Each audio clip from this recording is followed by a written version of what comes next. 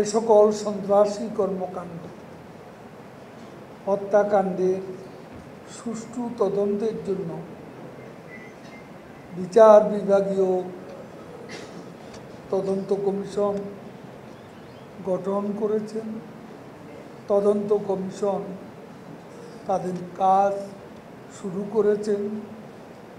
এ সকল হত্যাকাণ্ডে জড়িত সকলকে বিচারের আওতায় আনা হবে এবং ক্ষতিগ্রস্ত পরিবার সময়ে দায়িত্ব মাননীয় প্রধানমন্ত্রী নেবেন মর্মে তিনি দৃঢ় প্রত্যয় ব্যক্ত করেছেন।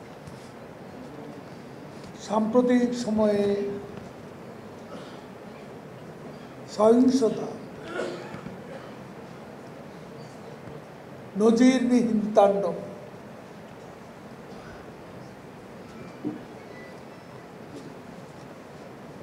আমাদের দেশ, আমাদের মাতৃভূমি আক্রান্ত হয়েছে।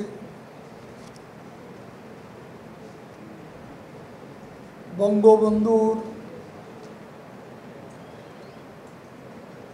সারা জীবনের ত্যাগ, সংগ্রাম ও লড়াইয়ের ফলে যে বিজয়ী বাংলাদেশ, সেই বাংলাদেশের আদর্শ মুক্তিযুদ্ধের মূল্যবোধ, স্বাধীনতার আদর্শ আজকে আক্রান্ত হয়েছে।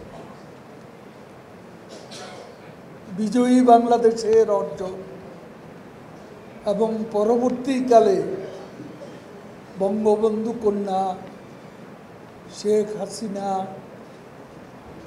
ক্ষমতায় থাকাকালে মুক্তির সংগ্রামে কাণ্ডারি, বঙ্গবন্ধুর স্বপ্নের বাস্তবায়নে তার হাতে যে অর্জন,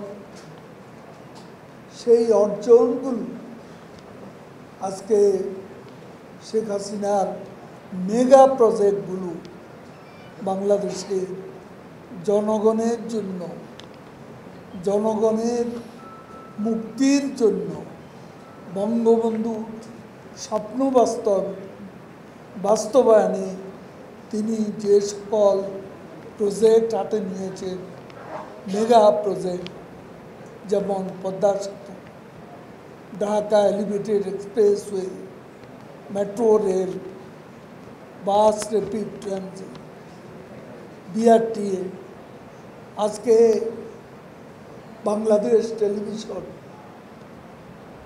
এই অর্জনগুলো আজকে আক্রান্ত হয়েছে এবং এইসব প্রতিষ্ঠানকে বিদেশিরাও গতকাল পরিদর্শন করে তারাও স্তম্ভিত হয়ে গেছে। এরকম ধ্বংসযজ্ঞ কি করে হতে পারে? এবং এর থেকে এটাই প্রমাণিত হয় যে ছাত্রদের কোটা আন্দোলনের উপর ভর করে বিএনপি, জামাত তাদের সে চিরপরিচিত আগুন সন্ত্রাস নিয়ে তারা মাঠে নেমেছে এবং দেশের অর্জনগুলোকে ধ্বংসস্তূপে পরিণত করা পায় তারা।